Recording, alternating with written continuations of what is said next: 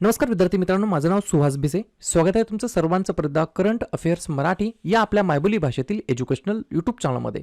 विद्यार्थी मित्रांनो, आज आहे 16 ऑगस्ट 2026. आजच्या दिवसाचे जेवढेही चालू घडामोडीचे महत्त्वाचे टॉप प्रश्न बनत असतील ते सर्व प्रश्न आपण या व्हिडिओच्या माध्यमातून पाहणार आहोत. तरी सर्वप्रथम आपण जर नवीन असाल, पहिल्यांदा या चॅनलवरील व्हिडिओ पाहत असाल तर चॅनलला या ठिकाणी अवश्य सबस्क्राईब सुद्धा करून घेऊ शकता. ठीक आहे, चला तर मग आपण आजच्या व्हिडिओला सुरुवात करूया.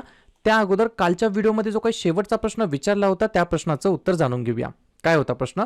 ब्रिक्स महासागर व ध्रुवीय विज्ञान कार्यगटाची 8वी बैठक कोठे संपन्न झालेली आहे? तर बऱ्याच विद्यार्थी मित्रांनी अगदी योग्य उत्तर टाईप करून सांगितलं आहे. पर्याय क्रमांक बी, गोव्यामध्ये या ठिकाणी 8व्या क्रमांकाची BRICS oceanic polar science and tech meet begins in Goa. म्हणजेच गोव्यामध्ये या ठिकाणी ब्रिक्स महासागर व ध्रुवीय विज्ञान कार्यगटाची 8वी बैठक या ठिकाणी बिगिन झालेली आहे, म्हणजे सुरुवात झालेली आहे.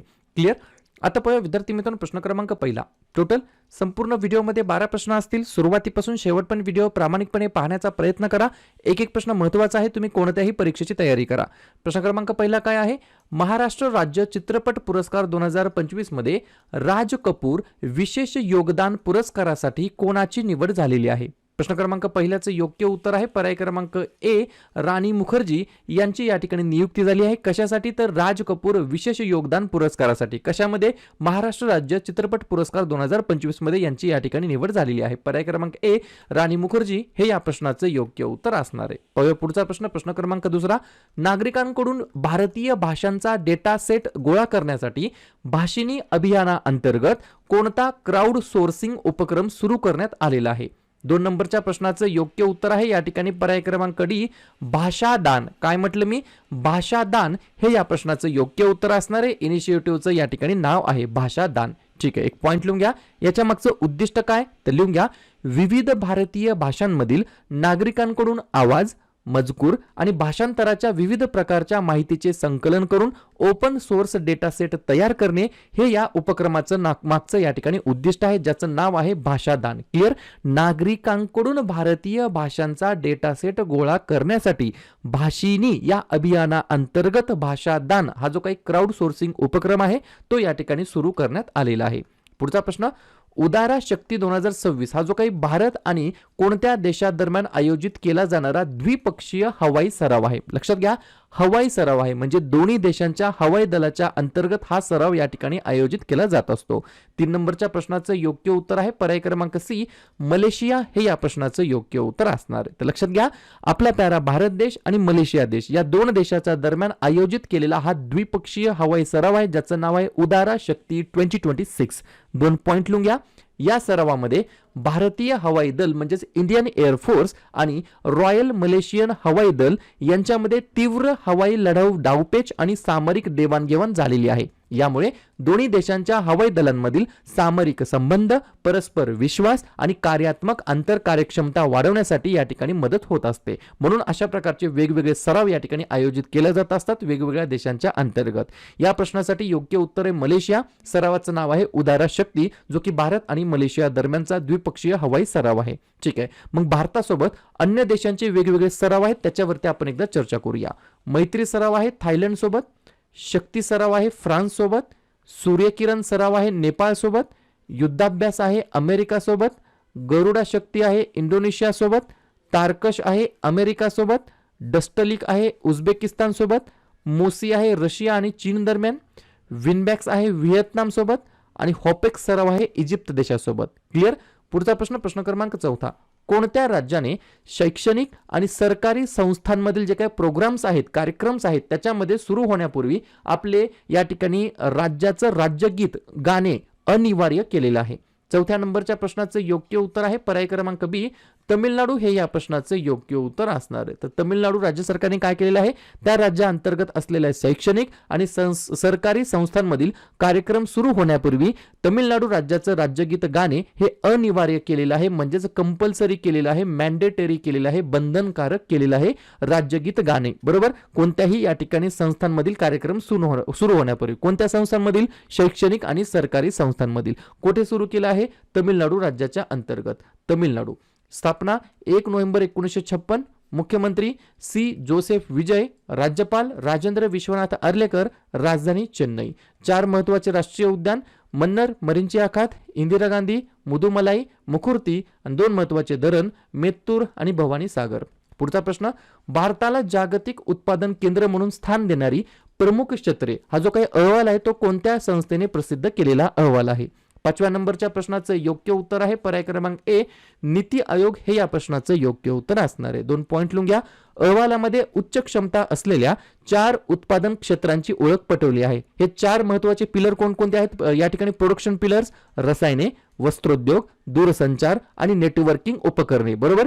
सोबत सोबत सौर फोटोव्होल्टेइक या उत्पादनाबद्दल सुद्धा या ठिकाणी बोलण्यात आलेलं आहे. या अहवाल सादर करण्यामागचा उद्देश काय तर लिहून घ्या. देशांतर्गत मूल्यवर्धन, निर्यात, स्पर्धात्मकता आणि भारताची उत्पादन परिसंस्था मजबूत करणे हा याच्या मागचा एकमेव उद्देश आहे. तर नीती आयोगाने या ठिकाणी हा अहवाल या ठिकाणी प्रसिद्ध केलाय, ज्याचं नाव आहे भारताला जागतिक उत्पादन केंद्र म्हणून स्थान देणारे प्रमुख क्षेत्रे. क्लिअर? कोणी प्रसिद्ध केला आहे? नीती आयोगाने, ज्यामध्ये नीतीचा फुल फॉर्म आहे national institute for transforming India. स्थापना झाली नीती आयोगाची 1 जानेवारी 2015ला. नीती आयोगाचे कधीही लक्षात ठेवा अध्यक्ष असतात वर्तमानमधील पंतप्रधान, वर्तमानमध्ये आहेत नरेंद्र मोदीजी, उपाध्यक्ष आहेत अशोक लाहिरी आणि सीईओ आहेत नीती आयोगाच्या अनुराग जैन. क्लिअर? पुढचा प्रश्न, प्रश्न क्रमांक 6. शालेय विद्यार्थ्यांच्या वाहतुकीच्या अडचणी दूर करण्यासाठी विद्यावाहिनी योजना कोठे सुरू करण्यात आलेली आहे? 6व्या नंबरच्या प्रश्नाचं योग्य उत्तर आहे पर्याय क्रमांक डी, दिल्ली या केंद्रशासित प्रदेशाच्या अंतर्गत शालेय विद्यार्थ्यांच्या वाहतुकीच्या अडचणी दूर करण्यासाठी विद्यावाहिनी स्कीम योजना या ठिकाणी सुरू करण्यात आली आहे. 2 पॉइंट लिहून घ्या. सरकारी शाळांमधील इयत्ता 9वीच्या विद्यार्थिनींना मोफत सायकली उपलब्ध करून देणे, जेणेकरून त्यांचा दैनंदिन प्रवास अधिक सुरक्षित आणि सोपा होईल. एकमेव या ठिकाणी याच्या मागचा मुख्य उद्दिष्ट काय तर लांब पल्ल्याच्या प्रवासातील अडथळ्यांवरती मात करणे, दैनंदिन उपस्थिती सुधारणे आणि माध्यमिक विद्यार्थिनींमधील शाळा सोडण्याचे जे काही प्रमाण आहे ते कमी करणे, रिड्यूस करणे, या सर्व उद्देशाने या ठिकाणी शालेय विद्यार्थ्यांच्या वाहतुकीच्या अडचणी दूर करण्यासाठी विद्यावाहिनी योजना या ठिकाणी सुरू करण्यात आली आहे दिल्लीमध्ये. पुढचा प्रश्न, प्रश्न क्रमांक 7. पुस्तक आहे, पुस्तकाचं नाव लिहून घ्या. फ्रॅक्चर्ड कम्युनिटीज ट्रायबल, काय म्हणता येईल, fractured communities tribal histories and the politics of power नावाचं पुस्तक आहे. या पुस्तकाचे लेखक कोण आहेत? 7व्या नंबरच्या प्रश्नाचं योग्य उत्तर आहे पर्याय क्रमांक सी, उमर खालिद असं त्यांचं नाव आहे. त्यांनी या पुस्तकाचं लेखन केलेलं आहे. फ्रॅक्चर्ड, काय म्हणता येईल, communities tribal histories and the politics of power असं या पुस्तकाचं नाव आहे. पुढचा प्रश्न, भटक्या जनावरांपासून आणि रानडुकरांपासून पिकांचे संरक्षण करण्यासाठी मुख्यमंत्री खेत सुरक्षा योजना कोणत्या राज्याशी संबंधित आहे? 8व्या नंबरच्या प्रश्नाचं योग्य उत्तर आहे पर्याय क्रमांक बी, उत्तर प्रदेश हे या प्रश्नाचं योग्य उत्तर असणार आहे. तर उत्तर प्रदेश या राज्याच्या अंतर्गत मुख्यमंत्री खेत सुरक्षा योजना या ठिकाणी सुरू करण्यात आलेली आहे. ही एक महत्त्वाची या ठिकाणी शेतकरी कल्याणकारी योजना आहे. आवारा जनावरे, नीलगाय, रानडुकरे आणि माकडे यासारख्या वन्य प्राण्यांकडून शेतातील उभ्या पिकांचे होणारे नुकसान रोखण्यासाठी ही योजना सुरू करण्यात आली आहे उत्तर प्रदेश राज्याच्या अंतर्गत. उत्तर प्रदेश, स्थापना 24 जानेवारी 1950, मुख्यमंत्री आदित्यनाथ योगी, राज्यपाल आनंदीबेन पटेल, राजधानी लखनौ. 2 महत्वाचे राष्ट्रीय उद्यान दुधवा, पिलीभीत आणि एकच महत्वाचं धरण रिहंद नावाचं. पुढचा प्रश्न, भारतामध्ये दुर्मिळ मूलद्रव्यांच्या अन्वेषणासाठी परवाना देणारे पहिले राज्य कोणते ठरले आहे? 9व्या प्रश्नाचं योग्य उत्तर आहे पर्याय क्रमांक ए, राजस्थान हे या प्रश्नाचं योग्य उत्तर असणार आहे. ज्या अंतर्गत या ठिकाणी हा जो काही लायसन किंवा अप्रुव्हल देण्यात आला आहे कशासाठी तर दुर्मिळ मूलद्रव्यांच्या अन्वेषणासाठी. त्याच्यामध्ये प्रमुख कोणते लक्षित करण्यात आलेले खनिजे आहेत तर लॅन्थेनम, सेरेयम, प्रॅसिओमियम आणि निओडिमियम, बरोबर. या प्रकारच्या खनिजांवरती जास्त फोकस करण्यात येणार आहे. पर्याय क्रमांक ए, राजस्थान हे राज्य या ठिकाणी परवाना देणारे पहिलं राज्य ठरलं आहे भारतामध्ये दुर्मिळ मूलद्रव्यांच्या अन्वेषणासाठी परवाना देणारे. राजस्थान, स्थापना 30 मार्च 1949, मुख्यमंत्री भजनलाल शर्मा, राज्यपाल हरिभाऊ किसनराव बागडे, राजधानी जयपूर. 3 महत्वाचे राष्ट्रीय उद्यान मुकुंद्रा हिल्स, रणथंबोर, सरिस्का आणि 4 महत्वाचे धरण बिसलपूर, राणा प्रताप, गांधी सागर, जवाहर सागर. पुढचा प्रश्न, कोरिया मास्टर्स 2026 जिंकणारा पहिला भारतीय खेळाडू कोण ठरला आहे? 10व्या नंबरच्या प्रश्नाचं योग्य उत्तर आहे पर्याय क्रमांक सी, अस्मिता चालिहा असं त्यांचं नाव आहे. काय नाव आहे? अस्मिता चालिहा असं त्यांचं नाव आहे. प्रश्न का महत्वाचा आहे तर कोरिया मास्टर्स जिंकणारा पहिला भारतीय खेळाडू ठरलेला आहे. फर्स्ट इंडियन प्लेयर टू वोन कोरिया मास्टर्स, बरोबर. त्यांनी अंतिम या ठिकाणी कोणाला हरवलं? या ठिकाणी प्रतिस्पर्धी कोण होते त्यांचे तर चीनचे हान कियान शी असं त्यांचं नाव आहे, त्यांना या ठिकाणी पराभूत करून अस्मिता चालिहा यांनी कोरिया मास्टर 2026 जिंकलेला आहे. पुढचा प्रश्न, संकटग्रस्त प्रजातींच्या संवर्धनाला प्रोत्साहन देण्यासाठी पहिल्या काळ्या मानेच्या क्रौंच महोत्सव या ठिकाणी या महोत्सव कुठे आयोजित करण्यात आलेला आहे? ब्लॅक नेक्ड क्रेन महोत्सव कुठे आयोजित करण्यात आला आहे? तर पर्याय क्रमांक सी, लद्दाख या केंद्रशासित प्रदेशाच्या अंतर्गत या ठिकाणी ऑगस्ट 2026 मध्ये भारतातील पहिल्या काळ्या मानेच्या क्रौंच ब्लॅक नेक्ड क्रेनचं या ठिकाणी जे काही महोत्सव असतो तो या ठिकाणी आयोजित करण्यात आलेला होता. संवर्धन कशासाठी करण्यात येणार आहे? उद्देश काय? तर ही संकटग्रस्त आणि जगातील एकमेव अल्पाईन क्रौंच प्रजाती वाचवणे हा याच्या मागचा एकमेव उद्देश आहे. महोत्सव कुठे आहे? लद्दाखमध्ये ऑलरेडी झालेला आहे. लद्दाख हा जम्मू आणि काश्मीर राज्याचा एक भाग होता. त्यानंतर काय झालं? ऑगस्ट 2019 मध्ये भारतीय संसदेने कायदा केला ज्याद्वारे 31 ऑक्टोबर 2019ला लद्दाखला आणि जम्मू काश्मीरला दोघालाही केंद्रशासित प्रदेशाचा दर्जा प्राप्त झाला. लद्दाखची राजधानी आहे लेह.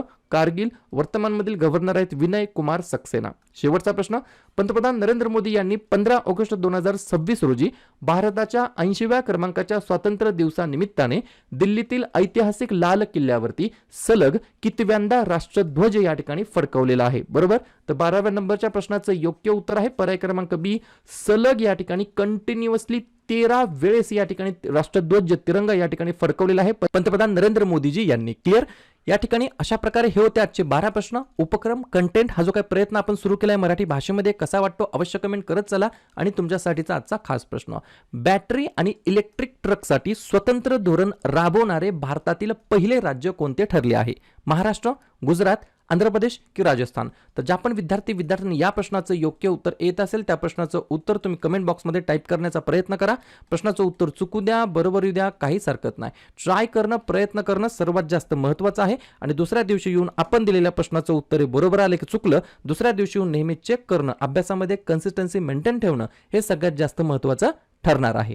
तर लगेच काय करूया, ऑगस्ट महिन्यातील जेवढेही महत्त्वाचे दिवस असतील त्याच्यावरती आपण एकदा रिव्हिजन टाकूया. लिहून घ्या. 1 ऑगस्टला राष्ट्रीय पर्वतारोहण दिवस, लोकमान्य टिळक पुण्यतिथी, अण्णाभाऊ साठे जयंती, वर्ल्ड वाईड वेब डे आणि जागतिक फुफ्फुसाचा कर्करोग दिवस. 1 ऑगस्ट ते 7 ऑगस्ट हा सप्ताह आपण जागतिक स्तनपान सप्ताह म्हणून साजरा करतो.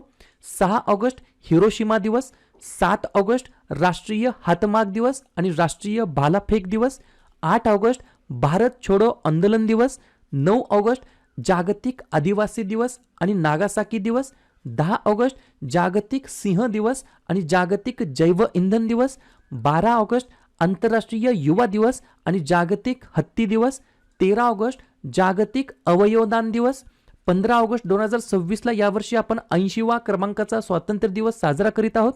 19 ऑगस्ट जागतिक छायाचित्रण दिवस आणि जागतिक मानवतावादी दिवस, 20 ऑगस्ट भारतीय अक्षय ऊर्जा दिवस, 26 ऑगस्ट महिला समानता दिवस आणि 29 ऑगस्ट राष्ट्रीय क्रीडा दिवस. क्लिअर?